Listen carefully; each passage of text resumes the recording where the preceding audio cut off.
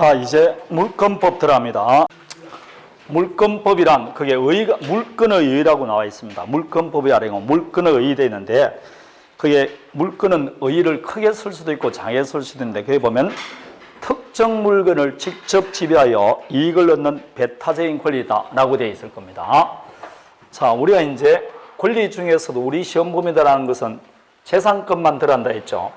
그 재산권도 무엇을 대상으로 하냐에 따라서 다시 물권과 채권으로 나눌 수 있습니다. 그럼 물권은 결국은 뭐에 대한 권리냐? 물건에 대한 권리입니다. 채권은 사람에 대한 권리입니다. 그럼 물건에 대해서는 물건을 이라는 게 책상에 어떤 권리가 있을 때 내가 책상을 저쪽으로 옮김으로써 내 효용성을 가지고 올 수 있습니다. 책상 보고 저기 가 그러면 갑니까? 그러니까 물건에 대한 권리는 물건을 만다 직접 지배하는 거죠. 그래서 직접 지배해서 이익을 향유할 수 있는 이익을 누리는 이 말입니다. 배타적인 권리이다 이렇게 말을 하는 겁니다. 이게 이제 의입니다. 의, 성리의. 그런데 이거는 무엇에 비교해서 그러냐?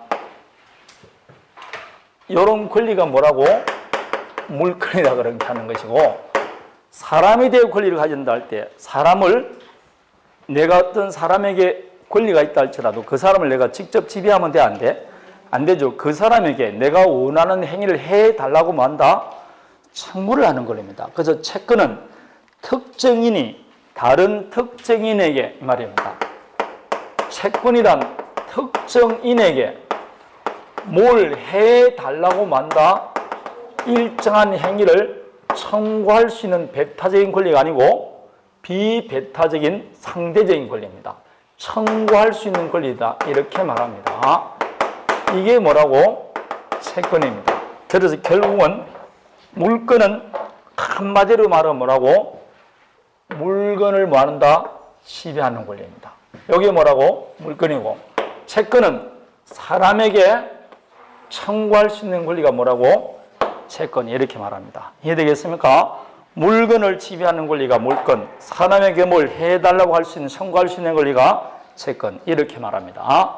그래서 물건은 물건에 대한 권리니까 대물건이라 그러고, 채권은 사람에 대한 권리니까 대인권 이렇게 말합니다. 이렇게 물건이 이런 의의를 가지게 된 이유가 물건은 물건만이 갖고 있는 독특한 성질이 있습니다. 이걸 밑에 보면 물건의 본질 돼 있죠. 물건의 본질, 특질, 성질 그럽니다. 첫 번째, 물건은 재산권이다. 사실상 채권도 재산권입니다. 두 번째, 대물건이다. 물건에 대한 권리다. 세 번째 뭐라고? 지배권입니다. 이 지배권도 두 가지 지배하죠. 첫 번째, 직접 지배합니다. 직접 지배한다는 말은 타인의 도움이 필요 있습니까? 없습니까? 없습니다. 그래서 직접 지배해서 이익을 향유할 수 있는 권리입니다. 채권은 지배하는 권리가 아니고 일정한 행위를 청구할 수 있는 권리죠. 그래서 직접 지배해서 일정한 이익을 향유할 수 있는 권리다. 두 번째는 그냥 지배하는 게 아니고 배타적이고 독점적으로 지배합니다. 즉 배타적이고 독점적이다. 이 말은 예컨대 보십시오. 갑의 건물에 소유권을 취득했습니다. 뭔지 모르겠지만 소유권은 물건이죠. 그럼 이 건물에 소유권이 하나 성립했어요. 그러면 어떤 물건 위에 물건이 딱 성립하면 동시에 서로 양립할 수 없는 두 개의 물건은 성립하지 않습니다. 배타성이 있습니다. 어떤 물건 위에 어떤 권리가 딱 성립되고 나면 다른 권리는 못 오게 만듭니다. 이런 권리를 뭐라고? 배타성이 있다고 합니다. 그래서 배타적인 권리입니다. 묘하게 그렇습니다. 만일 갑의 건물에 을앞으로 전세권이 설정됐다. 전세권도 물건이죠. 그럼 동시에 이 을이 전세권에 설정되고 다른 사람이 이 건물에 전세권 가질 수 있어 없어요? 없어요. 안 됩니다. 결론을 말하면 하나의 물건 위에는 서로 양립할 수 없는 두 개의 물건이 성립할 수 없다. 일물무라고 일권주의 이렇게 나오는 겁니다. 일물 일권주의 나옵니다. 그러나 채권은 동시에 여러 개 성립할 수 있어 없어요? 있죠. 여러분이 나한테 전부 다 돈 빌려주면 여러분 전부 다 채권자입니까? 그러면 한 사람에게 채권이 여러 개 성립할 수 있다 이 말입니다. 관계없습니다. 그래서 물건은 배타성이 있습니다. 일물일건주의다 이렇게 말하는 겁니다. 자, 여기서 이제 나중에 공시성이 나오는 겁니다. 그럼 여러분이 어립니다. 이 건물에 나는 전세권을 취득하고 싶다. 근데 다른 사람이 전세권이 있으면 나는 전세권 취득할 수 있어 없어요?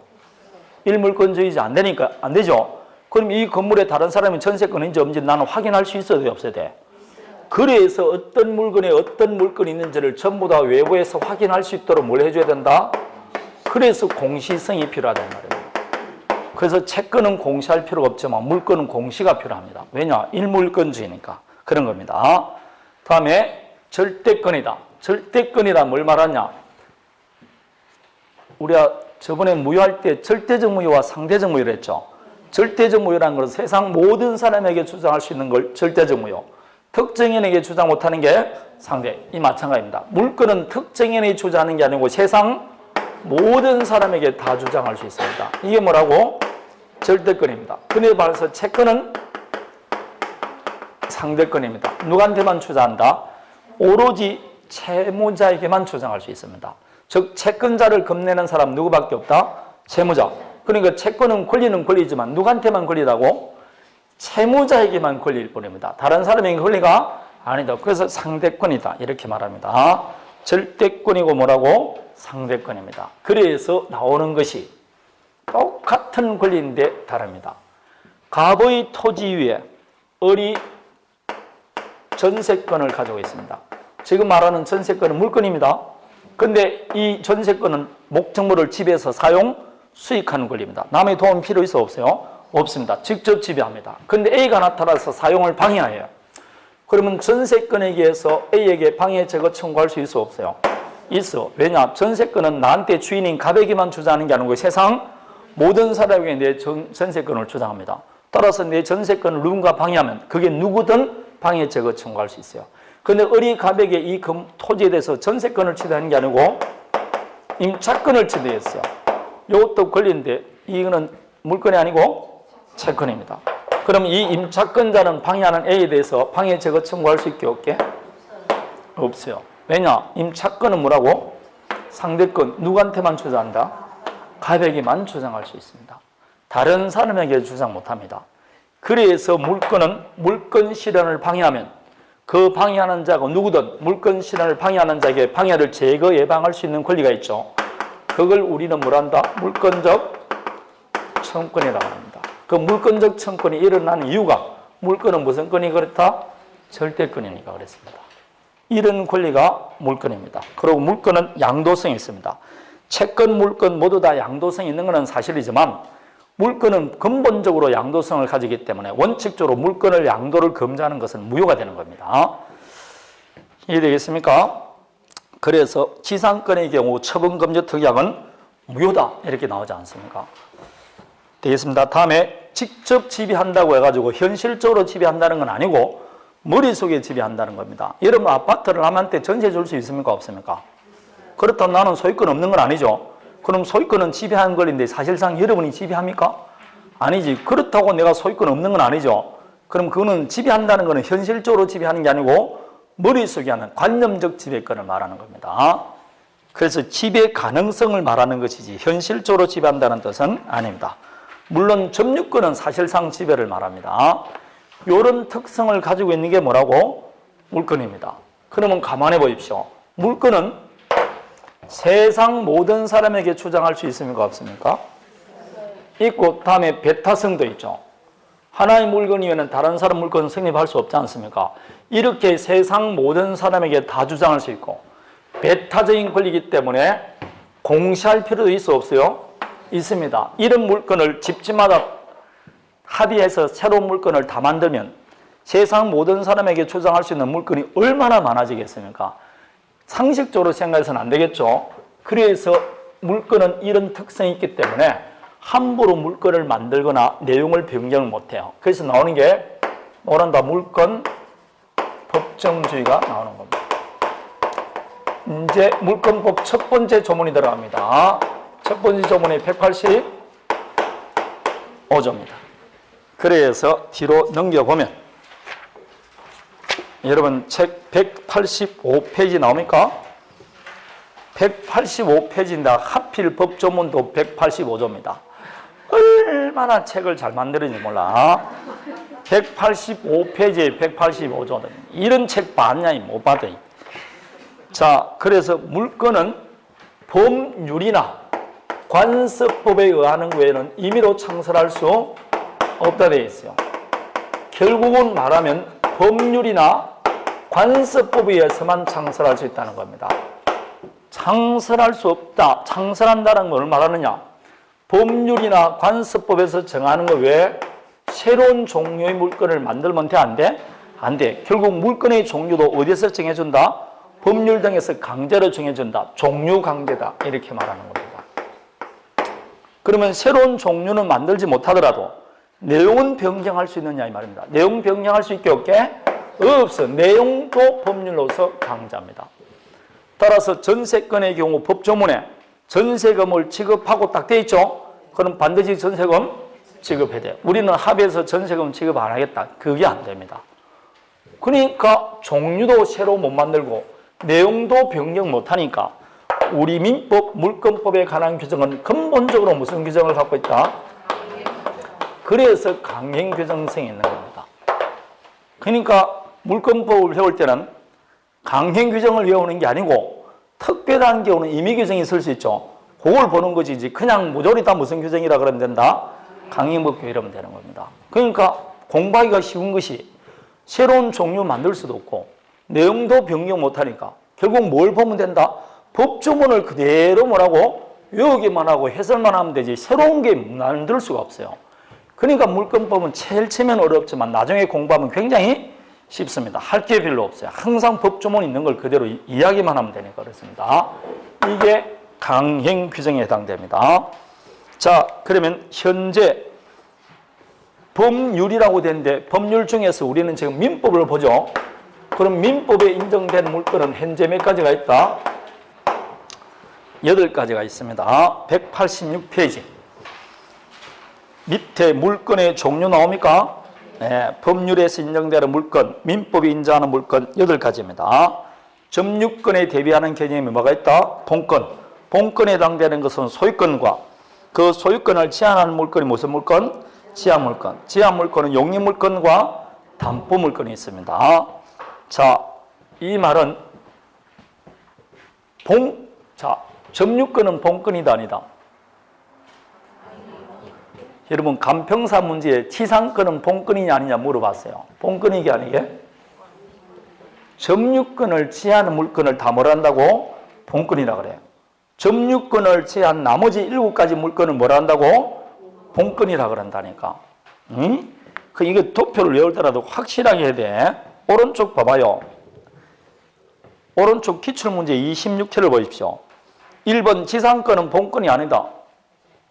이게 시험 문제 나와서 사람들이 얼마나 당하는지 모른다니까. 본권이든가 지하물건이라고 그랬는데 이게 이제 틀리기 시작하는 겁니다. 이해되겠습니까? 점유권을 제한 나머지 물건을 뭐라 한다고? 본권. 그 본권 중에 대표적인 게 뭐라고? 소유권 아닙니까? 어떤 물건에 소유권이 있다는 것은 그 물건을, 소유권은 지배권이죠, 물건이니까. 지배하는 권리죠. 어떻게 지배하느냐? 2가지를 지배합니다. 그 물건을 말한다?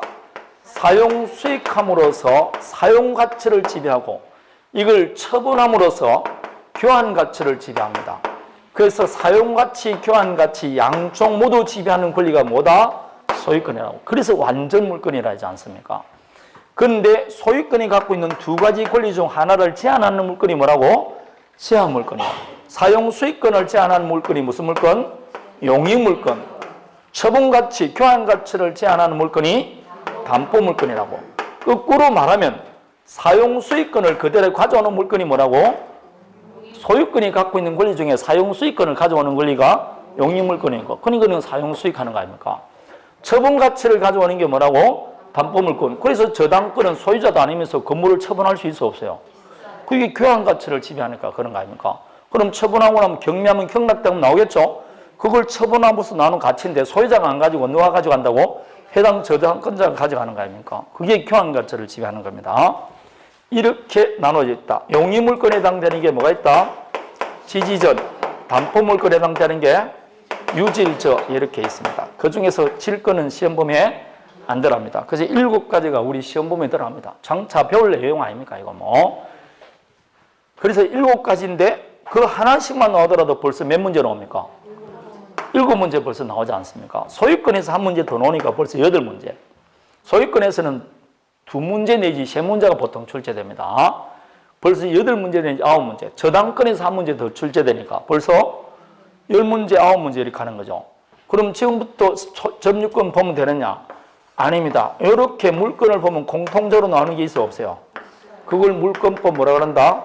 총론 그러고 요거 하나하나 보는 걸 물건법. 그리고 요 방금 총론에서 9문제지 10문제. 여기서 총론에서 4문제. 그래서 현재 몇 문제 나온다? 14문제 나오는데 작년, 재작년은 계속해서 한 문제가 더 나와서 15문제가 지금 나오고 있습니다. 그래서 물건법이 거의 뭐 시험을 당락을 좌우한다. 그래서 물건법에서는 무조건 10문제 이상을 맞춰요. 대부분 10문제 이상 맞춥니다. 10문제에서 만약 12문제 맞췄다. 그럼 다른 거는 반타작 조금 안 하더라도 60점 나옵니다. 이게 되겠습니까? 반타작 안 하더라도 10문제 나옵니다. 10문제 벌써 맞췄다. 11문제 맞추면 벌써 반 넘었죠?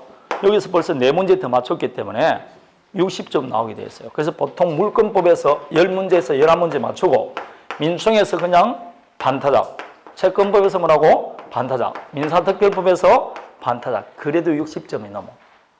근데 그 반을 못 맞춰. 반을 못 맞춰. 반 맞추기가 힘듭니다. 하나 맞고 하나 틀리고 이게 안 됩니다. 하나 맞고 2개 틀리고 하나 맞고 2개 틀리고 이러니까 안 되는 겁니다. 이게. 그래서 물건법은 나중에 점수를 많이 나오는 부분 중에 하나입니다. 이게 물건법 정제이기 때문에. 자, 지금부터 그러면 뭘부터 보느냐? 총론부터 먼저 보고 강론 봅니다. 지금 이거 보는 게 뭐라고? 총론 아닙니까? 다음에 방금 법률이라고 그랬죠. 그럼 법률은 민법만 있는 게 아니잖아요. 민법 이외의 법률로서도 물건을 만들 수 있어 없어요? 만들 수 있죠. 법률로서 만든다든지 민법으로 만드는 건 아니지 않습니까? 그래서 오른쪽 187페이지 민법 이외의 법률에 인정하는 물건이 있어요. 그 중에서 이제 니은 중에서도 세 번째 줄 가등기 담보권이라고 들어봤습니까? 가등기 담보 등에 관한 법률 아닙니까? 그것도 확실히 지금 물건으로 인정해 줍니다. 가등기 담보권, 양도담보권, 다음에 광업권, 업권, 3가지 지금 말했죠? 그 3가지는 반드시 암기할 것. 가등기 담보권, 양도담보권. 가등기 담보권이라는 말 속에는 양도담보권이 포함되어 있습니다. 그 다음에 무슨 건? 광업권. 다음에 뭐라고? 업권. 이것도 물건이다 아니다? 물건입니다. 제발 물건이라 해주시면 감사하겠습니다. 다음에 법률이나 관습법에서도 물건 인정된다 했죠. 그럼 관습법에서도 물건을 만들 수 있게 없게 있습니다. 현재 관습법에서 인정되는 물건은 몇 가지가 있다? 3가지가 있습니다. 그게 분묘 기지권, 관습법상 법정상권, 동산 양도담보입니다. 그러면 이 외에는 물건으로 취급한다 안 한다? 안 합니다. 그래서 시험에 잘 나오는 게 사도통행권, 온천권, 공원이용권, 이거는 물건이다 아니다? 아닌데 꼭 시험에 잘 나옵니다. 그러니까 항상 요거 잘 기억하시면 됩니다. 이거는 물건이 아닙니다. 그러고 여러분 객관식 문제 풀면 다 이거 시험 문제 풉니다. 자, 온천권은 물건이다 아니다? 아닙니다. 거기에 26회 문제 2번 보십시오. 온천에 관한 권리는 관습법상 물건이다. 이렇게 크게 틀리게 나오는 겁니다. 다음에 3번 보니까 타인 토지에 대한 관습법상 물건으로서 통행권이 인정된다. 있어 없어요? 사도 통행권 그런 거 없다니까. 그러니까 여러분 관습법상 물건인지 아닌지는 아닌 걸 외우는 것보다는 방금 3가지 외에는 무조건 아니에요. 무조건 아닌 겁니다. 3가지 외에는 아닙니다. 4번 공원이용권 이런 거 있어 없어요? 없습니다. 그런 게 시험에 나왔습니다. 뒤로 넘겨보십시오. 198페이지 19회에는 이렇게 나왔어요. 물건이 아닌 것 이렇게 나왔어요. 거기 2번 3번 답치면 죽일게요. 과학권업권도 물건이다 아니다? 물건이라고. 물건 아니다 그러면 안 돼요. 답은 몇 번? 1번이죠. 그래서 광업권, 어업권, 분묘기지권. 분묘기지권은 관서법상 물권 아닙니까? 인정입니다. 자, 이해되겠습니까? 다음에 지금부터 이제 본격적으로 물권법 총론부터 들어갑니다. 제가 6일 앞에서 나오면서 제가 184페이지 일물, 일건주의 이런 거 안 했죠? 다음에 183페이지 보면 그게 보충해서 뭐 토지, 건물, 수목, 미분리, 과실 이렇게 나와 있습니다. 이것도 여러분 한번 읽어보셔야 돼요. 다음 수목에 대해서 틀린 거 이렇게 나오진 않지만 여기 여러 가지가 걸리게 되어 있습니다. 나중에 종합문제 할 때 이걸 다시 봐야 됩니다. 그래서 나중에 주물, 종물, 원물, 과실할 때 제가 원물, 과실 뭔지 다시 한번 설명드릴 겁니다. 이거 보면서. 그래도 집에 가서 오늘 읽어보셔야 된다, 안 읽어보셔야 된다. 읽어봐야 됩니다. 오늘 처음 들으신 분들은 꼭 읽어보셔야 돼요. 월세는 과실이다 그러면 맞습니까? 응? 봐봐, 공부하는 사람도 모르잖아. 내가 과실 그러면 지료, 월세, 차임, 이자 그게 대표적인 과실이라고. 그러니까 확신을 갖고 있어야 돼. 할 때마다 이든가 아니든가 간첩입니까? 그렇게 불안에 들게 있게. 응? 내가 과실 그러면 그 세 가지를 외우라 그랬잖아.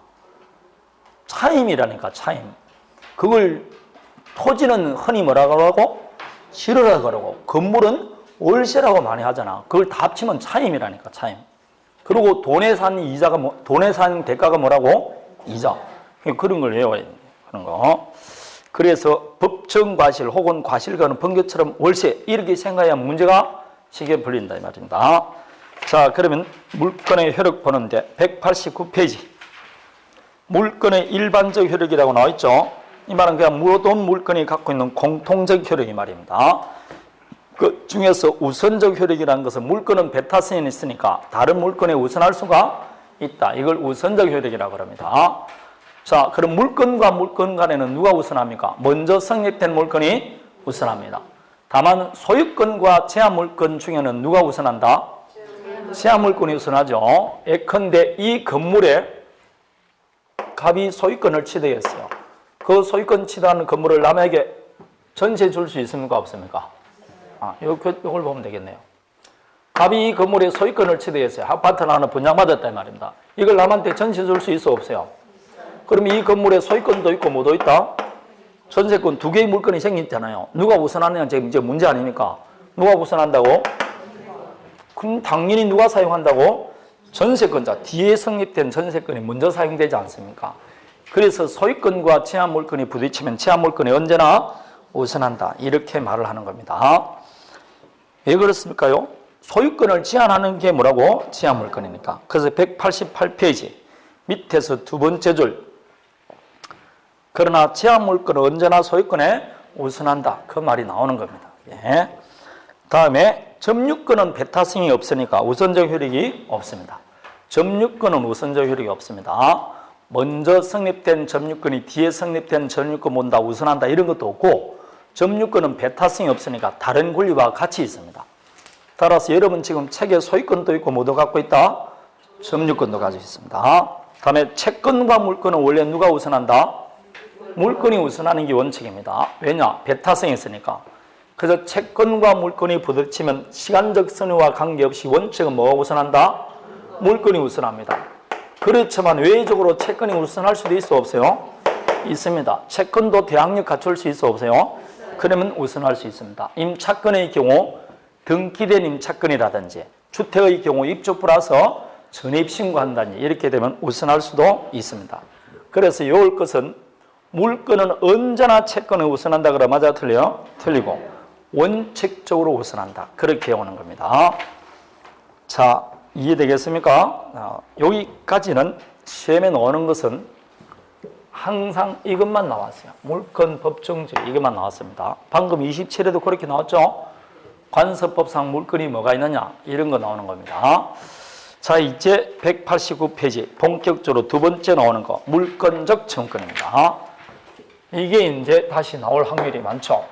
물권적 청구는 조금 전에 물건은 세상 모든 사람에게 주장할 수 있다 했죠.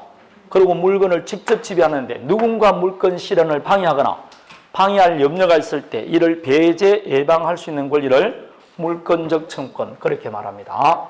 예컨대 갑이 토지 소유자입니다. 그럼 소유권은 물건이죠. 왕 권리냐 사용 수익합니다. 누가 도움을 주니까 내가 직접 사용 수익합니까? 항상 물건은 직접 지배합니다. 근데 A라는 자가 나타나서 사용을 방해한다. 그럼 남이 방해 제거 안 해주니까 내 스스로 방해 제거 청구할 수 있다 없다? 있어야 되겠죠. 또는 물건은 절대권이니까 세상 모든 사람에게 주장합니다. 그럼 소유권에 의해서 왜 방해하느냐? 방해 제거를 청구할 수 있는 겁니다. 여기 만약 지상권자가 있어요. 지상권자도 토지를 사용할 수 있죠. 근데 A가 방해합니다. 그럼 지상권에 의해서 방해 제거 청구할 수 있어 없어요? 이 토지의 전세권을 제도했어요. 전세권자도 토지 사용을 방해하면 무슨 권에 의해서? 요 전세권에 의해서 방해 제거 청구할 수 있어 없어요? 이렇게 물건은 물건 실현을 방해하거나 방해할 염려가 있을 때 이를 직접 배제 예방할 수 있는 권리가 있습니다. 이런 물건이 갖고 있는 권리를 뭐란다? 물권적 청구권 그렇게 말합니다. 그 지금 물권법 총론을 보니까 물권적 청구권 그러는데 실제로 강론에 보면 소유권에 의해서는 뭐라고? 소유권에 의해서 방해 제거 청구하는 것이고 지상권은 지상권에 의해서 방해 제거하는 거고 전세권은 전세권에 의해서 방해 제거하는 겁니다. 그럼 반환 청구도 소유물 반환 청구, 지상물 반환 청구, 전세물 반환 청구 이렇게 하는 거죠. 물권법 총론이니까 한꺼번에 뭐라고? 물건은 이런 권리를 갖고 있다. 이런 물건이 갖고 있는 권리를 뭐라고 한다고? 물권적 청구권 이렇게 말을 하는 겁니다. 그래서 의의를 보면 물건 내용의 실현이 침해받거나 받을 염려가 있는 경우 침해자에 대해서 배제 예방을 청구할 수 있는 권리가 물권적 청구권입니다. 이게 없으면 물건은 물건으로서 아무 의미가 없는 거죠. 그럼 물권적 청구권은 어디에 있느냐? 이러면 물건은 물권법 정신이니까 어떤 권리에 어떤 권리에 어떤 권한이 있는지 없는지는 다 민법에 규정되어 있어야 된다, 돼 있어야 된다? 되어 있어야 됩니다. 그럼 소유권에도 물권적 청구권이 있는지 없는지는 어디에 규정되어 있게? 법조문에 있어야 돼. 종류와 내용은 법률에서 정해준다니까 다 법조문에 있습니다. 그럼 소유권도 규정이 되어 있게 안 되어 있게? 점유권도 규정되어 있게 안 되어 있게? 다 되어 있습니다. 그래서 점유권도 규정되어 있고 소유권도 규정되어 있는데 이제 이게 조금 되는 게 점유권은 204, 205, 206조에 규정되어 있고 소유권은 213조, 214조에 규정되어 있는데 요 두 개만 규정을 하고 나머지는 소유권에 관한 규정을 뭐한다? 준용한다 이렇게 되어 있습니다. 그래서 소유권에 관한 걸 그대로 다른 물건에 적용시킵니다. 결론을 말하면 물권적 청구권은 종류가 몇 가지 규정되어 있다? 점유권 규정되어 있고 뭐가 되어 있다고? 그리고 소유권을 다른 물건에 준용하잖아. 그럼 소유권 이외에 다른 물건을 뭐라 한다고? 본권. 결국 물권적 청구권도 우리 민법에는 몇 가지가 규정되어 있다? 점유권 규정되어 있고 본권 규정되어 있어요. 다 같은 물권적 청구권인데 왜 이렇게 따로 규정이 났을까요? 내용이 다릅니다. 다 같은 물권적 청구권이지만 내용이 조금 다릅니다. 그래서 이렇게 따로 규정되어 있는 거예요. 점유권은 침탈당했을 때 할 수 있고 1년 내에 할 수 있다. 그런 제한이 있지만 이거는 그런 제한이 없지 않습니까? 그런데 준용한다는 규정이 없는 게 있죠. 그게 질권과 유치권입니다. 그래서 암기할 것 8가지 물건 중에서 물권적 청구권이 없는 게 딱 하나 있습니다. 뭐가 없다? 유치권. 그래서 유치권은 물권적 청구권이 없습니다. 암기하면 됩니다. 유치권은 물권적 청구권이 없습니다. 자, 그럼 물권적 청구권은 그 내용이 어떤 것이 있느냐? 그게 완전 침탈당했을 때 하는 게 뭐가 있다? 반환 청구입니다. 완전 침탈 유예 방법으로 방해받을 때 하는 게 방해 제거 청구 있다.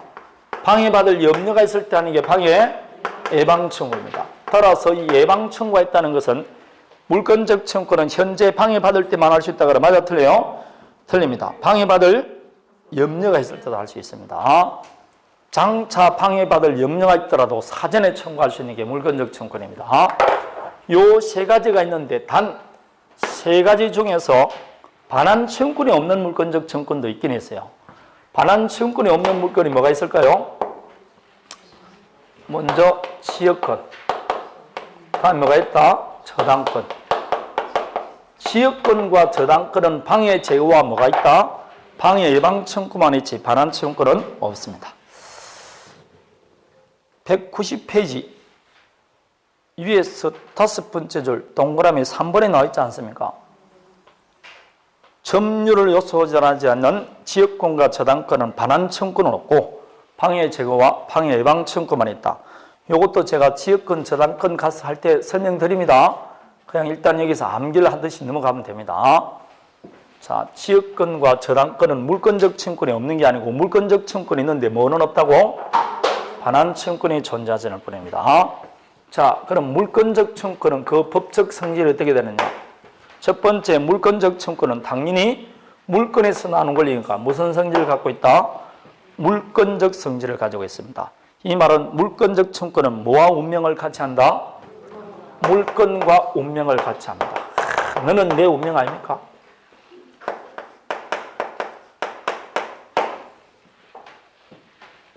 너는 내 운명 이런 것이 있는 줄 알고 살아왔는데 자꾸 살아가 보니까 그런 거는 없더라 이 말입니다.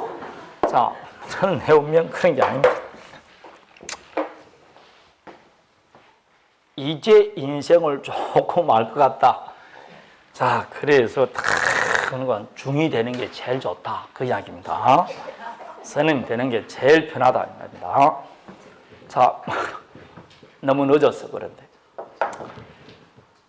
여러분 우리나라에서 있던 모든 스님들은 다 결혼했게 안 했게 결혼하고 결혼한 다음에 뭐라고? 출가한 분들이 다 유명한 스님이에요. 부처님도 뭐라고? 결혼을 하고 나서 출가를 했잖아. 결혼을 하지 않고는 인생의 고가 뭔지 몰라요. 결혼을 해봐야 뭐라고? 인생이 이게 괴롭거나 그래 해야 되지. 총각은 아무리 해탈해도 해탈이 안 돼. 총각은. 왜냐? 그 고름은 몰라. 지는 잘 모른다니까. 해야 됩니다. 그래서 그 원효대사님도 파괴 한번 했어 안 했어요? 했잖아. 그래서 뭐 설총인가 뭐 나왔다잖아요. 응? 다 그렇게 한번 했다니까. 돌아가신 성설스님도 결혼했어. 결혼했어. 딸이 한 분 계세요. 딸 있고 출가했습니다. 그 따님도 출가했어요. 성철 스님이 법명을 줬다는데 말이지만 그 스님 법명이 뭔지 아십니까? 불필입니다. 자기 딸 법명을 뭐 했다고? 불필. 필요 없는 짓을 했다. 필요 없는. 불필 스님. 응? 내가 이해가 된다니까, 이해가. 자, 그래야만이 큰 스님이 된다. 스님이, 성철 스님이 토굴에서 들어가서 막 용맹정진을 합니다. 그래서 이거 촬영하는데 그렇겠지만, 종료하는 분인지 그냥 다른 뜻으로 하는 거 아닙니다. 부인이 2번 찾아왔어요. 근데 첫 번째 찾아올 때 막 이렇게 돌멩이를 던집니다. 오지 못하게. 2번째 던질 때는 돌멩이에 그분이 맞았다 그래요. 부인이 남편이 지금 절에 들어가 막 스님 된다고 막 하고 있으니까 옛날 이야기 아닙니까? 옛날 지금 그때는 완전히 남편을 따라 뭐라고 무덤에 들어가는 그런 시기였으니까 2번째 갔을 때는 막 돌멩이 떨면서 막 욕을 막 했다고 합니다. 그 뒤로는 안 찾아오셨다고 합니다. 그걸 여러분 끊는다는 게 얼마나 많고 대단한 결심을 해야 되느냐고. 그러니까 큰 스님이 되는 겁니다. 그러니까 결혼한 내가 뭐라고? 출가를 해야 큰 스님이 된다. 그걸 끊고 들어가야 되는 겁니다. 너는 내 운명 그런 거 없습니다. 자, 물건과 운명을 같이 한다. 이 말은 물건이 소멸되면 물건적 청구는 무조건 소멸되고 물건이 이전되면 물건적 청구는 무조건 이전됩니다. 절대로 물건적 청구는 그대로 두고 물건만 다른 사람에게 양도할 수 있게 없게 있을 수가 없습니다. 있을 수가 없습니다. 반드시 물건과 운명을 같이 합니다.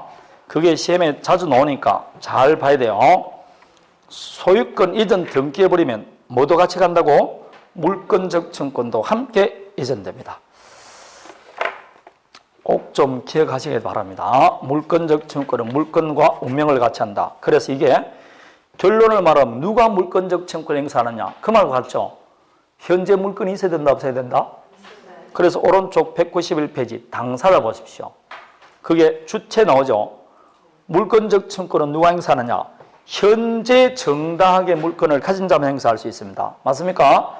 따라서 두 번째 줄, 일단 소유권을 상실한 전 소유자는 제3자인 불법 점유자에 대해서 방해 배제 청구할 수 있게 없게 없습니다. 판례가 말하기를 이렇게 나왔어요. 갑의 토지 위에 A가 사용을 방해합니다. 그래서 소유권에 관해서 방해 제거소를 제기했어요. 지금 물권적 청구권을 행사하는 거죠. 현재 소유자는 누구다? 갑입니다. 그래서 방해 제거소를 제기했어요. 소 제기하는 도중에 토지가 다른 사람에게 양도됐어요. 그래서 현재 소유자는 누구냐? 을이 소유자입니다. 그럼 이 갑은 계속 소 진행할 수 있게 없게? 없습니다. 소송 도중이라도 뭐가 없어졌습니까? 소유권 없어지고 누구한테 넘어갔습니까? 그럼 이거는 을은 갑은 못합니다. 소송 도중이라도 물건이 없으면 물권적 청구 행사할 수 없습니다. 물건이 이전된과 동시에 물권적 청구는 누구한테 간다? 을이 갑니다. 그래서 이 을이 소송을 승계해서 을이 행사해야 됩니다. 거기서 2번 예컨대 나와있죠? 예컨대 갑이 불법 점유자 을을 상대로 소유권에 기하는 방해 배제 청구 소송 계속 중 소유권을 병에게 양도했다. 전 소유자는 물권적 청구를 행사할 수 없습니다. 물권과 운명을 같이 한다. 이 말입니다. 다음에 또 하나 암기할 게 있습니다. 물권적 청구는 소멸시효 걸린다, 안 걸린다? 안 걸립니다. 그냥 소유권, 제한 물권 따로 외우지 말고 그냥 물권적 청구는 소멸시효 걸리지 않는다. 엄청 중요합니다. 물권적 청구는 소멸시효 걸리지 않습니다. 이 말은 이놈이 방해를 하고 나서 20년이 지났어요. 20년이 지난 다음에도 여전히 방해 제거 청구할 수 있어 없어요? 있습니다. 왜냐? 물권적 청구는 소멸시효 걸리지를 않습니다. 굉장히 중요합니다. 물권적 청구는 소멸시효 걸리지 않는다. 그럼 채권적 청구는 소멸시효 걸릴까요? 안 걸릴까요? 걸립니다. 그래서 그 양자가 굉장히 중요한 차이점이 있습니다. 다음에 물권적 청구 행사할 때 침해자의 기책사를 요한다, 요하지 않는다? 요하지 않습니다. 따라서 천재지변으로 물권 침해받더라도 방해 제거 청구할 수 있게 없게 있습니다. 그래서 침해자의 고의과실, 기책사를 요하지 않습니다. 다음 물권적 청구 행사할 때 발생되는 비용은 누가 부담하느냐? 학설은 굉장히 많지만 판례는 무조건 누가 부담한다? 상대방이 부담합니다. 이걸 행위청구권설이라고 합니다. 상대방이 고의과실을 불문하고 누가 부담한다고? 상대방이 물권적 청구에 따른 비용을 부담합니다. 방해 제거할 때 발생된 비용을 상대방이 부담합니다. 예컨대 갑과 사이에 서로 이웃하고 있습니다. 그런데 이 수목이 벼락을 맞아서 넘어졌어요. 그런데 갑은 지금 자기 토지 사용을 수목 때문에 사용을 방해하고 있어요. 그럼 방해 제거 청구합니다. 그럼 이 을에게는 기책 사유가 있어요, 없어요? 천지지변이니까 기책 사유 없죠? 그래도 청구할 수 있어, 없어요? 두 번째, 수목 제거할 때 비용 발생하죠? 누가 부담해야 된다? 을이 기책 사유 없잖아. 그래도 무조건 너가 부담하라. 이게 판례의 개념입니다. 상대방 부담설입니다. 되겠습니까? 자, 다음에 요게 물건의 성질. 그러면 물건적 청구는 누가 행사하느냐? 방금 주체는 했죠? 누구에게 행사하느냐? 이 말입니다. 이것도 무조건 누구한테 한다? 현재 침해자에게 합니다. 되겠습니까? 과거에 침해하였던 자라 할지라도 현재 침해하지 않으면 그 자를 상대로 행사하면 돼? 안 돼? 안 됩니다. 여러분 쉽게 말해서 이렇게 그리면 돼요. 가위 갖고 있던 자전거를 을이 훔쳤어요. 을이 다시 병에게 넘겨주고 병이 정에게 넘겨서 현재 자전거는 누가 갖고 있다?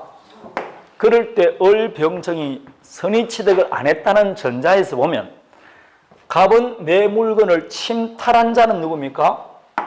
을이죠. 그렇다고 갑이 을을 상대로 자전거 돌려달라 그러면 돼, 안 돼? 안 되죠. 왜 안 됩니까? 자전거 안 가지고 있잖아. 안 가지고 있는 사람인데 돌려달라 그러면 어떡하냐고. 없는데.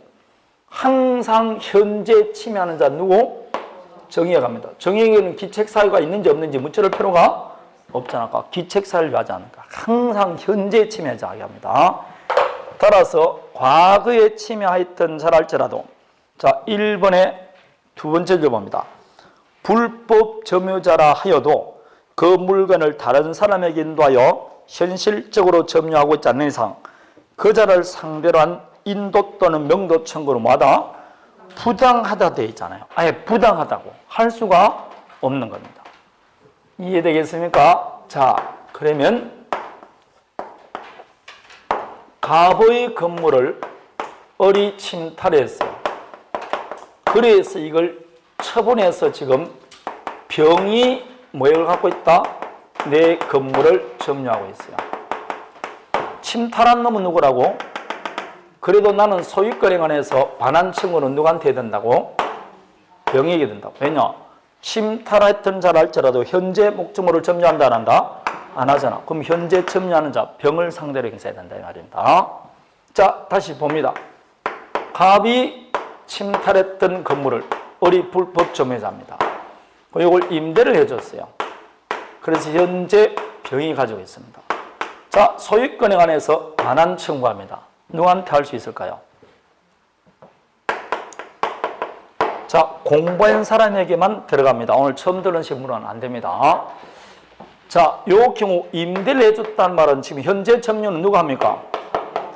그럼 당연히 갑은 병에게 할 수 있죠. 한때 점유자에게 하잖아요. 을에게도 할 수 있을까 없을까요? 을이 지금 점유하면 할 수 있죠. 을은 지금 점유하고 있습니까? 안 하고 있습니까? 그러니까 말장황이다 이 말입니다. 간접 점유자입니다. 그리고 지금 거기 밑에 간접 점유자 나오는데 아무것도 안 읽어봅니다. 이때 점유자는 간접 점유자 포함한다 안 한다? 포함합니다. 따라서 직접 점유자는 물론이고 누구한테도 간접 점유자에게도 반환 청구할 수 있습니다. 판례 1번을 봅니다. 1번. 소유물 반환 청구의 상대방은 현재 침해자인 직접 점유자뿐만 아니라 간접 점유자도 상대방이 될 수 있게 없게 있습니다. 원래는 누구한테 하는 게 원칙이고 직접 점유자. 그렇지만 판례는 간접 점유자도 상대방이 된다 그래요. 간접 점유자가 직접 점유자가 갖고 있는 반환 청구권을 나한테 양도해달라는 소송을 제기할 수 있답니다. 그래서 여보세요. 직접 점유자는 물론이고 누구한테? 간접 점유자에게 할 수 있다. 자, 이 을이 병에게 점유하는데 이 병은 점유 보조자입니다. 자, 점유 보조자를 상대로 반환 청구할 수 있게 없게? 점유 보조자는 점유자가 아닙니다. 그래서 2번 점유 보조자는 상대방이 될 수 없다. 판례 2번 나옵니까? 그 이야기입니다. 직접 점유자, 간접 점유자를 배우는 이유가 이것 때문에 배우는 건데 모르면 안 돼요. 자, 직접 점유자, 간접 점유자 모두 상대방이 될 수 있다 없다? 있습니다. 자, 다음에 갑이 건물을 을에게 빌려줬어요. 그러면 소유자는 여전히 갑입니다. 그럼 빌렸으면 을은 임차권자죠. 근데 소유권은 여전히 누구한테 있습니까? 그럴 때 임차인 보고 내가 소유자니까 주세요 그러면 될까 안 될까요?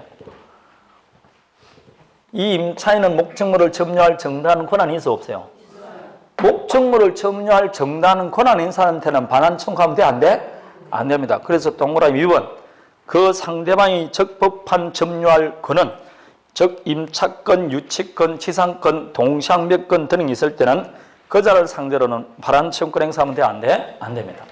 점유할 정당 권한이 없는 자에게 행사하는 것이지 있는 자에게는 행사할 수가 없는 겁니다. 자, 되겠습니까? 자, 그러면 이제 좀 상세히 봅니다. 갑의 토지 위에, 이 말은 갑이 소유자입니다. 을이 무단으로 이 말입니다. 건물을 신축했습니다. 자, 이 건물 소유권은 갑에게 있습니까? 을에게 있습니까? 예? 무단으로 건물을 신축했어요.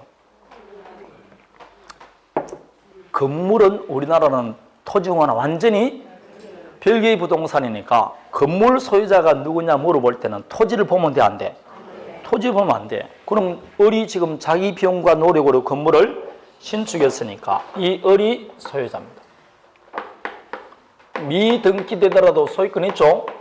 건물 신축으로 인한 소유권 취득은 187조니까 등기할 필요 없습니다. 법률상 소유자입니까? 사실상 소유자입니까? 법률상 소유자라고. 사실상 소유자가 아니고 법률상 소유자라고. 그리고 사실상 소유자는 없어. 그런 말로 없어. 그냥 법률이나 잘하면 돼. 사실상 하지 말고 법률상 소유자입니다. 그래서 작년에도 시험에 나오고 19회에도 나왔던 거, 갑은 이 을을 상대로 건물에서 퇴가할 걸 청구할 수 있어 없어요? 예? 이게 작년에도 답 나오고 두 번째 나왔잖아요. 자기 건물에 자기가 사는데 퇴가할 걸 청구하면 어떻게 해요? 하면 돼, 안 돼? 안 돼. 그럼 퇴가하면 빈집 되면 뭐 갑이 살려고. 그건 말이 안 맞잖아요. 이 경우에 여러분, 건물 소유권은 갑에게, 을에게 있는 것이고, 갑은 지금 건물이 자기 거면 돌려달라 할 수 있어 없어요? 자기가 아니니까 퇴거해서 반환 청구는 안 되는 겁니다. 그럼 갑은 지금 뭘 침해당하느냐? 토지 사용을 지금 침해당하는 거지. 건물이 아니라니까. 내가 토지 소유자인데 토지를 사용 수익하는데 지금 누가 점유합니까? 을이 점유하니까 내 사용 수익을 방해받잖아. 그러니까 소유권에 관해서 토지 사용을 방해하지 말라고 방해 제거 청구한다니까. 어떻게 방해 제거하면 됩니까? 내 토지를 사용을 방해하니까 방해 제거 방법이 건물을 철거하고 토지를 매달라 명대달라 이렇게 청구합니다. 이게 방해 제거 청구하는 겁니다. 191페이지 제일 밑에 판례 3번입니다. 건물의 소유자가 그 건물 소유를 통하여 타인 소유 토지를 점유하고 있다 하더라도 토지 소유자는 철거와 대지 인도를 청구할 수 있을 뿐이지 건물에서 퇴거할 걸 청구할 수는 없다 되어 있을 겁니다. 이해되겠습니까? 자, 그러면 다시 봅니다. 이 건물을 병에게 임대를 해줬어요. 자, 임대해줍니다. 그럼 지금 현재 임차인이 있습니다. 그 임차인에게 건물 철거 및 명도 청구할 수 있을까 없을까요? 예? 임차인은 건물을 철거할 권한이 있어 없어요?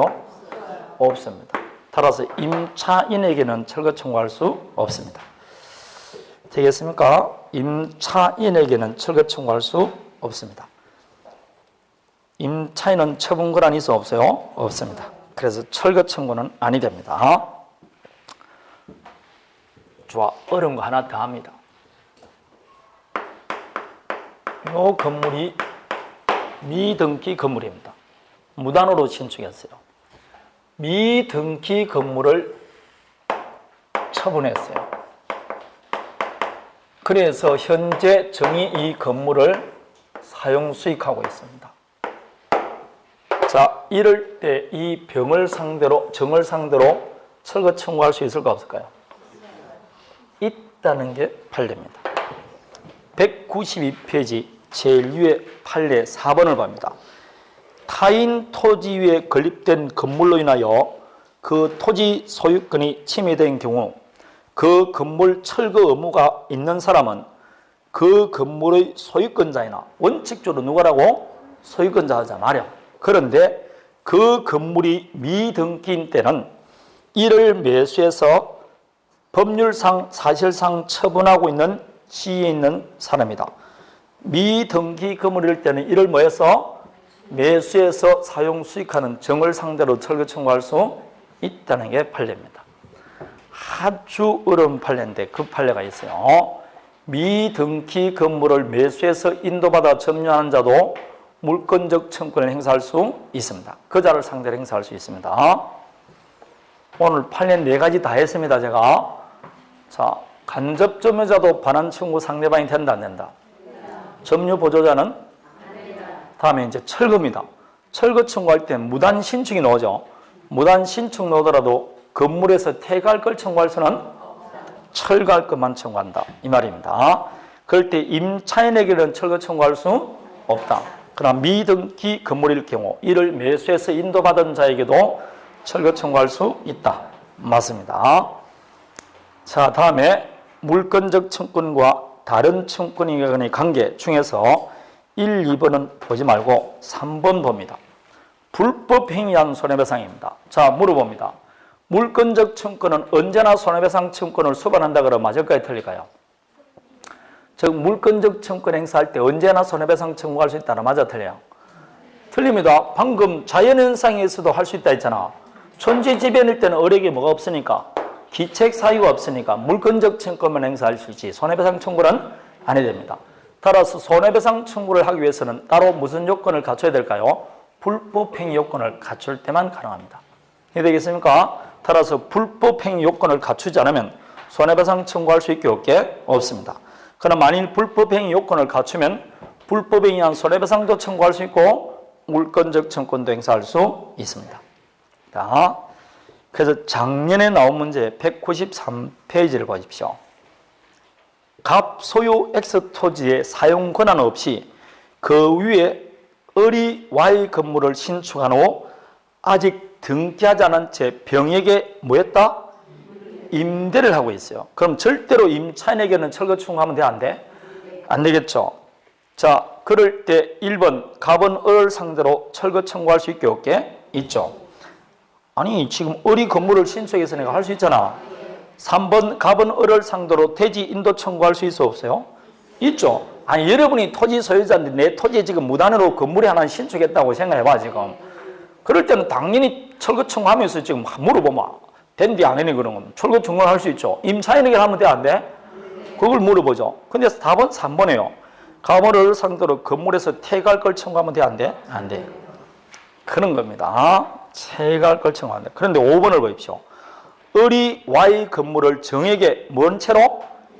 미등기로 매도하고 인도해주면 갑은 정을 상대로도 철거 청구할 수 있어 없어요? 그게 방금 말하는 그 판례가 나온 겁니다. 근데 어렵기 때문에 항상 답은 그게 나오는 게 아니고 답은 몇 번? 3번. 얼마나 쉬운 게 나옵니까? 퇴가할 걸 할 수 있냐? 그거 물어본다고. 그것도 지금 처음 물어보는 게 아니고 기출문제예요. 기출문제.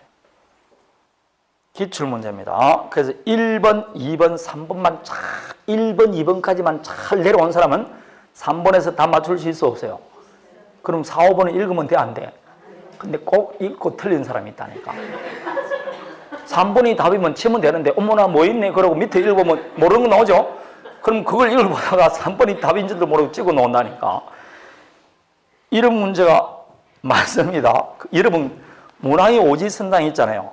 그 중에 한 문항 정도는 전혀 몰랐던 게 나올 수가 있습니다. 근데 그런 거는 거의 다 뭐가 아니다? 답이 아니에요. 왜냐하면 그냥 끼워 넣는 것이지 답은 다 우리 기본서에 나오는 게 답이라고. 그럼 모르는 문장이 나왔다고 해서 너무 뭐 당황할 필요 없고 본 안 보는 건 답이 아니에요. 답은. 자, 그래서 결국 퇴가할 걸 청구할 수 있다. 답은 3번이 되는 겁니다. 자, 이제 물건 변동 좀 쉬었답니다.